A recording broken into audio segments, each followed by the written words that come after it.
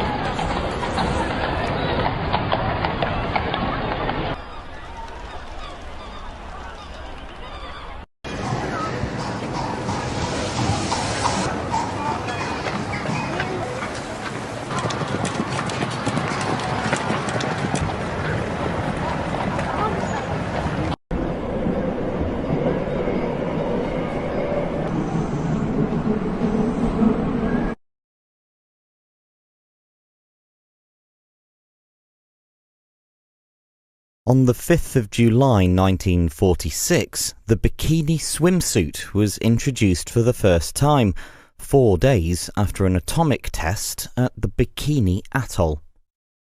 A minimalist two-piece swimsuit was introduced by French fashion designer Jacques Heim in May 1946. Named the atom after the smallest known particle of matter, the bottom half still covered the wearer's navel. Meanwhile, Louis Réard was working on his own design, which used even less material. Réard hired exotic dancer Micheline Bernardini from the Casino de Paris to model his creation, since he couldn't persuade any of the usual models to wear it. He called a press conference at the Piscine Molitor in Paris on the 5th of July 1946, 4 days after an atomic test at the Bikini Atoll, that inspired the swimsuit's name. Rear hoped that his invention will be as explosive as the bomb tested. At the press conference, he stated that, like the atom bomb, the bikini is small and devastating. Despite receiving enormous media interest, the public reaction to the bikini was initially one of shock.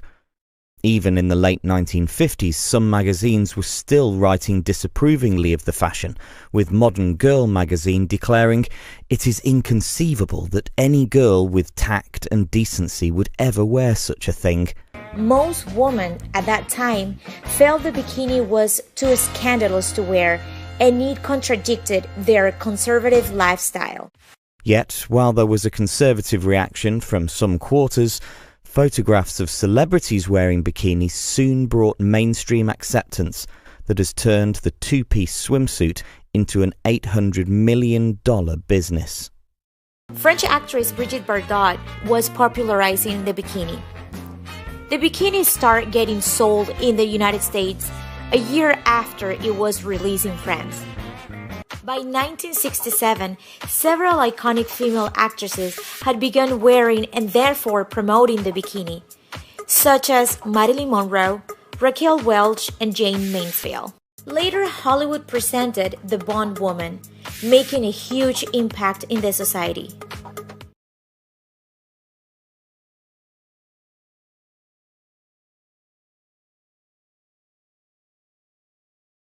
Thank you, Louis Ria, for creating this amazing piece.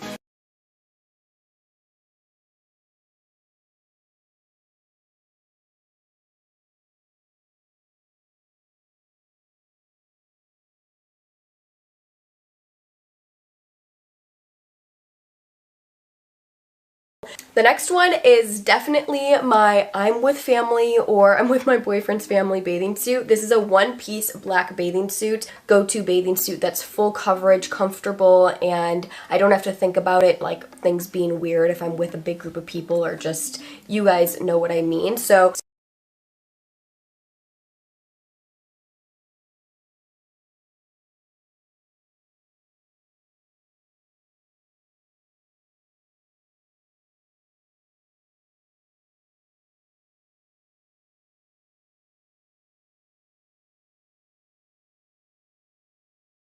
you did some nude photos for Flaunt. I never heard of Flaunt magazine. Great Los Angeles-based magazine. It's actually really, really fantastic, and I took it off. Was that your first nude photos that you've done? Publicly, yes. Public, yeah. I mean, how does that work? A guy calls you up and says, "Hey, I'll give you a case of Red Bull. Take your pants off." I mean, how does this work? Pretty much. Well, we have the. Is this the actual fold? Yeah, it was actually. Oh boy. This is the fold out. Yeah. I think. Well, it's tastefully done. It's not like it's. Well, yes. Hey, pass it down. There's one there. That's pretty Wow. good. Anyway. Wow, that's pretty good. So how does this? I mean, I want to know how does one know how to get attractive women? Actually, the photo shoot, I'm kind of stiff at times because I'm not a model. I'm an actress. Had you met the photographer before? Or you just met him? Just that afternoon. So you show up there. To show up, we're trying to get it started. We got some great photos of myself clothed, but I thought, you know what a way to loosen this up. And I just said, you know what? Screw it. Right. Oh, okay. Now we're okay. And, well, by the way, I don't usually, they're very tastefully done, and I wouldn't normally, you know. Right, of course. It's an like, integral part of the story. Yeah, right. well, it's art. Right. Okay. Has your mom seen them? What does mom think?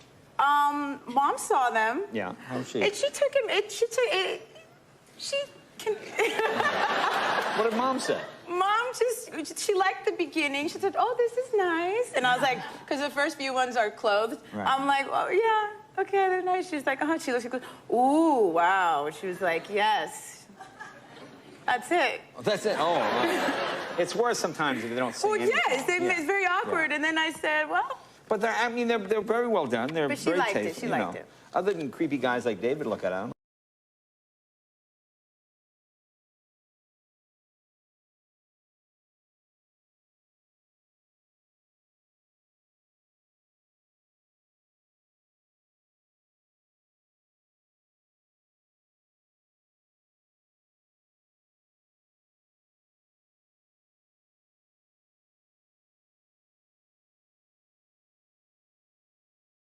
All right, I have to ask you about those pictures.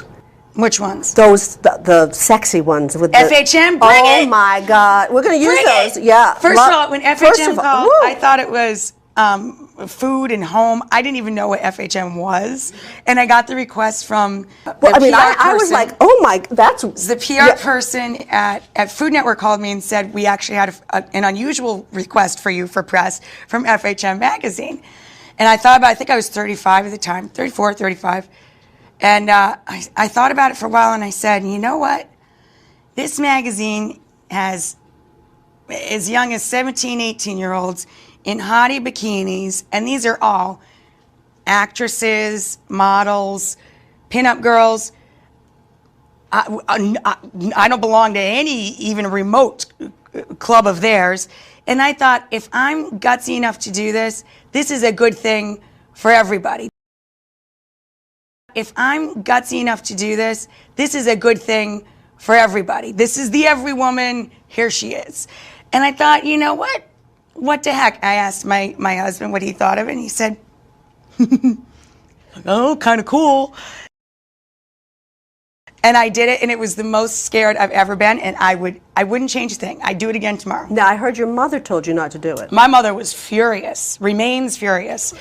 You don't have to do that kind of trash to do what you do. You don't need to sell yourself that way, blah, blah, blah. And first of all, I don't think it's trash at all. I think that those are very lovely young women in there, and if you got it, go for it. I think it's crazy, you know, that you see somebody like me mixed up in there, but I was excited that I was included among all of these unattainables.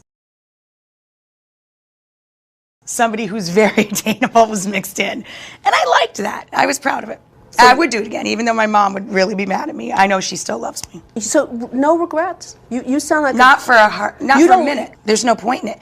You can never time machine yourself back, and if you did, wouldn't you want to, like, you know, do something that would benefit science or society? Who would care about going back and fixing your own stuff? لا حكيمة.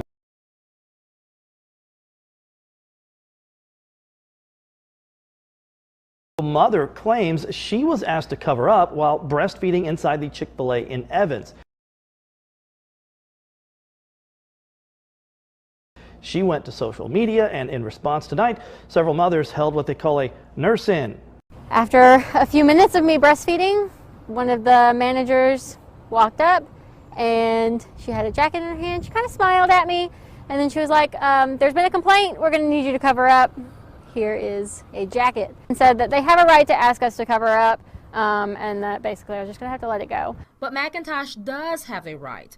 Georgia law gives a mother the right to breastfeed in any location, public or private. Knowing this, McIntosh took to social media, getting thousands of supporters. Chick-fil-A issued an apology to McIntosh, but she says education is her goal. I kind of told him that the only goal here is to encourage education for his staff, his management team. I don't want anything else but for them to be educated and probably have a better way to handle this in the future. 7-month-old Ziggy was hungry along with her parents.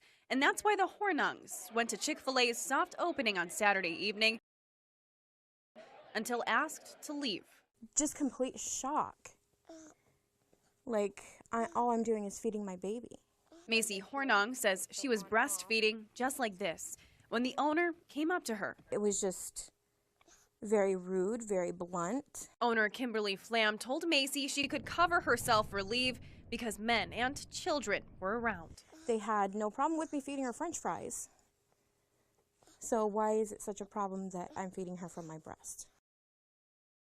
After getting back home, the couple posted this review and took to Facebook to share their customer experience. Many others jumped in, coming to Macy's defense like this one. Quote, "You saved me a trip and money that I would have spent at your facility." Over 350 reviews later, this franchise location has a 1.9-star review on Facebook before their grand opening. The owner of Chick-fil-A in Fargo apologized this afternoon, saying, "I ask for your forgiveness on this matter as I learn from it. My goal is to provide a warm and welcoming environment." For breastfeeding moms hoping to feed on the go, the law is on their side. In all 50 states, it's now legal for women to breastfeed in public. But plenty of people still don't approve. Just last month, 2 mothers breastfeeding at a Minnesota pool were asked to cover up by another mother. And when they didn't, a pool employee called the police.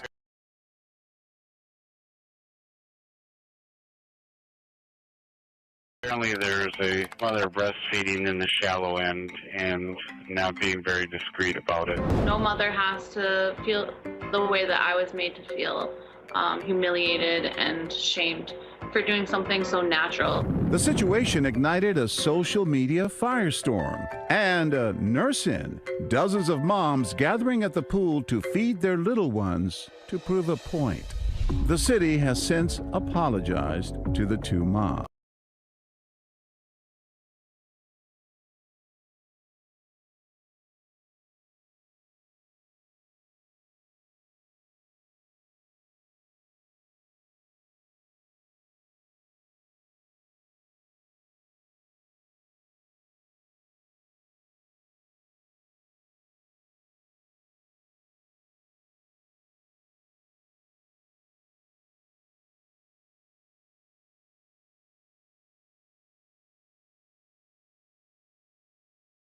I guess the broadening out of the issue, because that's what's happening now by posting the story on social media. It's gone global via the breastfeeding website. She's a part of Breastfeeding Mamas. 750,000 sort of likes. It's a big social arena, so it's out there for the world to see. That's the issue for me. It's a case of my wife's got 2 kids. I've got 2 kids. She breastfed both of them publicly, but covered up. And I think that was out of a respect of those who might not want to watch. But these days, if you say that that's an issue, you're considered a bigot. And I think actually that can be more harmful to the mother's cause. What's the option then? So if you want to continue your life and you're a breastfeeding mum and you go to a restaurant, is it better there? Would people be less put off if you just let your baby scream and cry and be hungry? No, I think all of us know, you know, as parents, when a baby's got to go, a baby's got to go. But I think it's very easy, you know, just to wear a pashmina or something over it. I mean... It's not mother's rights, it's baby's rights. Babies have a right to eat. And if you're breastfeeding your baby, that is the way that they eat. And babies need young breastfed babies need feeding every couple of hours. They can't wait. You can't say, you know, well, go somewhere more convenient. So it's not about women and men, it's about babies, and it's the most natural thing in the world. I don't understand what the issue is. And so if a woman is out and the baby needs feeding, should she cover up and be discreet under a pashmina?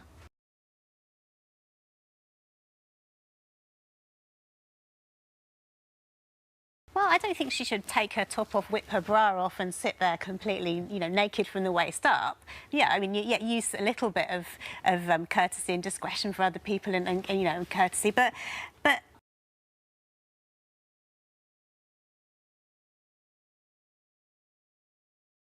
you know, my baby's 1 now, so I don't need to feed her, you know, except at home in the morning at night. But when she was younger and we went out, I would discreetly, you know, undo my blouse or whatever, or lift up my top and put her on my breast. Also, the baby's head's there. Well, exactly. I mean, you've sort of got a pashmina, but you've got the natural fact that the baby's head is covering the majority of what's there. What about taking a selfie and putting it on Facebook? Would you have done that? No, I wouldn't have done that, but then... But I understand why people Well, it wasn't do a selfie, that. but having said that... It's a wedding photography. It's a great picture. Yeah, but what I'm saying is, picture. posting on social media, I think, is another step. It's Why? Like, well, because then it becomes public material, But what's what's wrong with that? It's I mean, your in choice the same to way, do I mean, it, it's just promoting breastfeeding and how easy it is and that it fits into somebody's life or whatever. If you feel, if that's your thing and you want to get that out there, why not? And, you know, it's a bonding thing as well. It's the most natural thing in the world to hold your baby to your breast. For your baby, for you. You know, it's the only thing that calms your baby down as well when it's upset. It's not just about nutrition. Last word to you, Christina. What do you think about the debate we just had? Well, you know, I think that women can cover themselves if they choose to, but I don't think it should be, you know, a definite thing. You're feeding your baby, you cover yourself. You know, in my case, it was my wedding. I'm not going to cover myself and my baby with a gigantic pashmina. Also, it was like 40 degrees, and I'm not, you know, when it's hot outside and stuff like that, you're gonna put a pashmina over your baby and for someone else, you know, just to not offend someone else.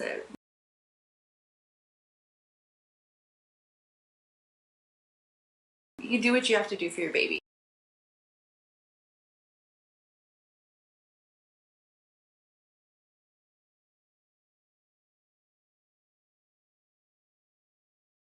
Woman has been kicked off an EasyJet flight for wearing clothing that was too revealing.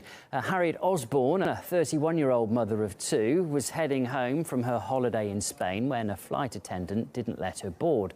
The attendant said she needed to put a top over her see-through blouse, but Osborne says she complied with the request and still wasn't allowed to board, having to spend the night at the airport as a result.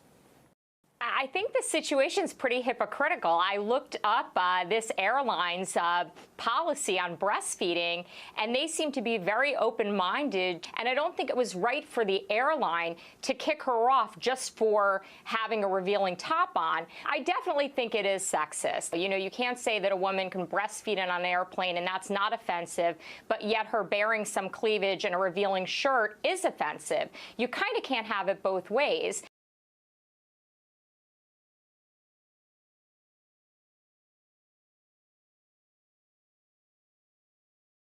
In 2015, the phrase "free the nipple" spiked on social media, outpacing other gender-related terms. Why so much interest in this? We hung out with the Outdoor Co-ed Topless Pulp Fiction Appreciation Society in New York to learn more. Many New York citizens don't realize that it's actually legal for women to be topless. It's been legal since the year 1992. That year, Ramona Santorelli argued that New York nudity laws were unconstitutional since they single out female nipples. Several justices agreed and effectively legalized female toplessness in New York. That at one point in history, it was also illegal for men to be topless as well. Only in the year 1937 did it become legal for men to be topless in New York. The law should not be applied different based on your gender. The law should just be the law. Still, some officers may not be aware of the law, and this has led to wrongful arrests. Oh my goodness, that is...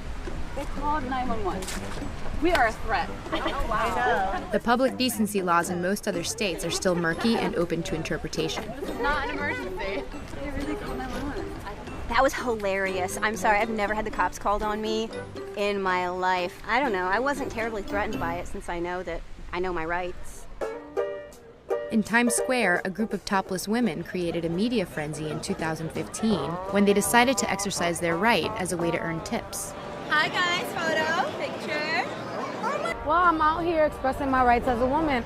Mayor Bill de Blasio has expressed concern about the issue. I don't like the situation in Times Square, and we're going to address it in a very aggressive manner. He set up a task force to look for a way to regulate the activity, but no action has come of it yet. We're not bad people. We're just naked girls in paint. It is a question of equal rights for women, and I can't stand the hypocrisy. Thank you. But while an exposed female nipple is legal in New York, on social media sites like Instagram and Facebook, female nipples are still censored. You can show all the side boob and under boob you want to. Once those nipples come out, it's a problem. The movement has attracted national attention. In New Hampshire, lawmakers responded by introducing a bill that would make it illegal for women to expose their nipples. The bill has yet to have a hearing. Opponents of the movement argue that female breasts are sexual organs and are too distracting for men. Activists are concerned that society has lost sight of a breast's natural function. It's disgusting that people see it that way. Who sexualized breasts, really? Someone did that. Someone made it sexual. Naturally, they're not sexual at all. They're for the babies.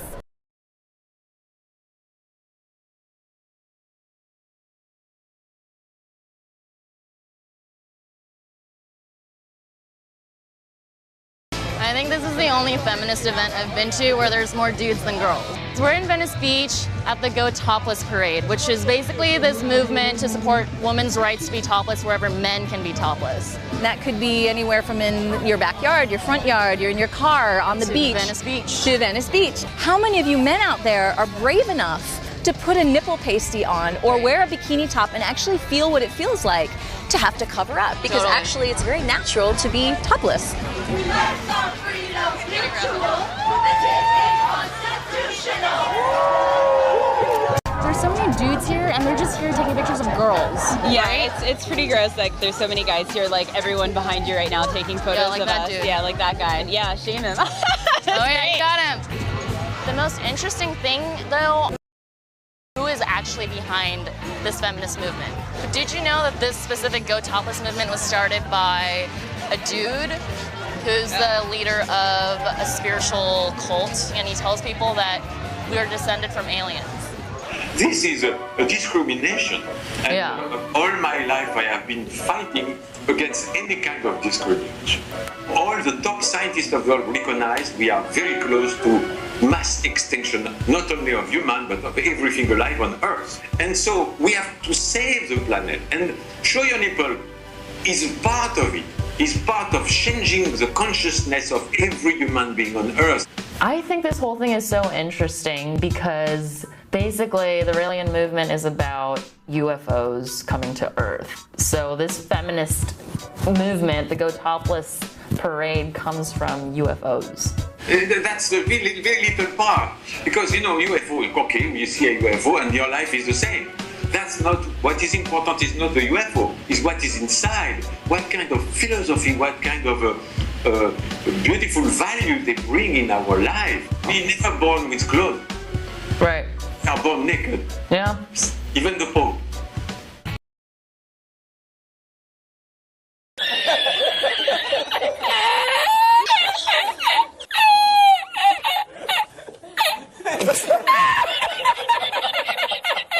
This movement was started by a dude because he got the message from extraterrestrials. Does that make a difference to you? No, because I think like overall the message is that like not only is it national, but it's also international, that like the gender inequality of like what men can show their nipples or breasts and like women can. أنا عايز جملة مفيدة. More dudes should be feminists. Like it shouldn't just be a female movement about feminists. And feminism is about being treated, you know, as an equal.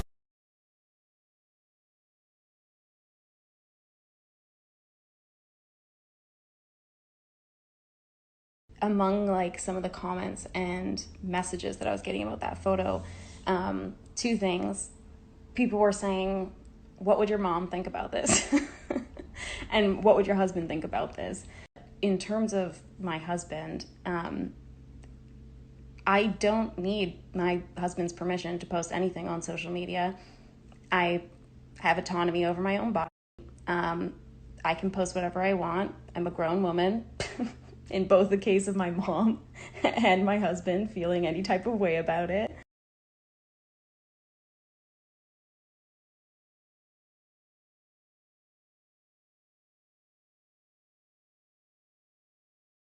People commenting saying that I didn't need to be naked to prove my point, that I was just posting that for attention. And the point to me is that I don't need to be naked, but I can be if I want to. And even if I was exclusively posting that for attention, that would still be okay. Arguably, everything I've ever posted on this app is for attention. So why is it that when I post a photo of my face with makeup on and stuff like that, you're not commenting the exact same thing? But when I post a photo of my body, you immediately sexualize me, think that I'm doing it for male attention. And to the people that are arguing that I'm sexualizing myself, again, non-issue. I'm allowed to sexualize myself if I wish. But that photo to me isn't sexual in nature. It may be to you, but for me it's not. I don't want to see photos of people that are unedited being seen as a stance. I want people to look at those photos and be like, nice photo. And I think that the more that we post content like that, the more that we have that be the thing that we're seeing predominantly, the more people will start to shift their opinion and their thought process around seeing normal bodies. And it will start to normalize that rather than edited bodies being the norm. لا حكيمة. Do you actually inherently disagree with women taking pictures, looking however they want to look? Or is that just your natural bias because we've grown up in a society that have told women how to look, that have told women how to present to the world, that have told women, if you're naked on Instagram, then you don't have any class and you don't respect your husband and you don't respect your body. How did that become the status quo?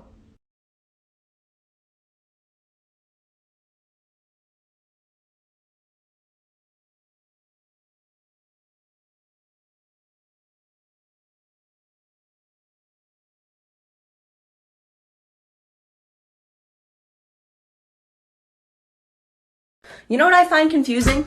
Why my mom used to say, don't walk around the house like that because your dad's home.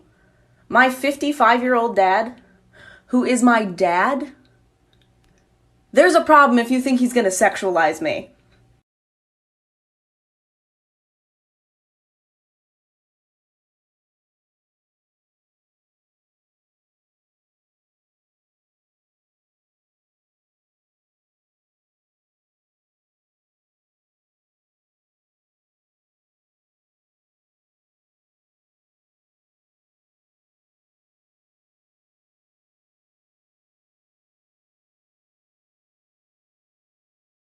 Everyone, this is Talina. Welcome, Talina, back to the show.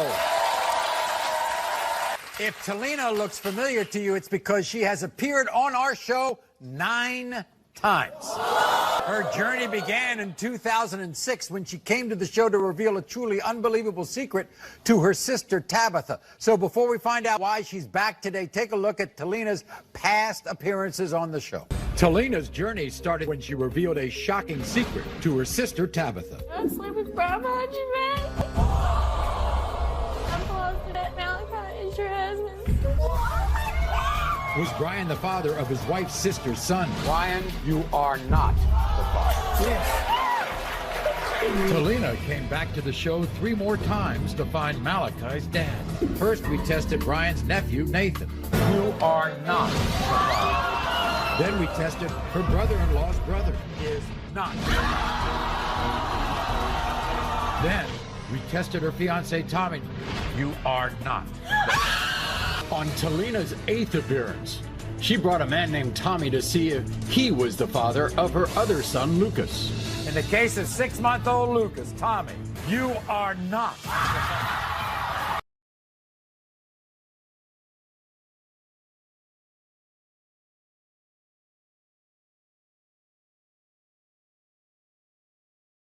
In a few minutes, a couple will enter this box, they'll have sex, and then immediately afterwards come out and talk frankly about what they did. To me, a panel of internationally renowned sex experts, and in front of our studio audience. Welcome to Sex Box. All right, so to be clear, in case you're not sure what's happening there, these people are just having sex in the box. There's no camera in the box. We're not hearing them. We're not watching them have sex. They're just having sex in the box, and then they come out of the box, and then they talk about it with, some therapists. There's a podcaster. They'll probably throw some comedians on there. It was a British show first. Yeah. And it didn't do well there. Why are we adapting it for American television? Oh, God. Like, it had horrible ratings there. Nobody watched it.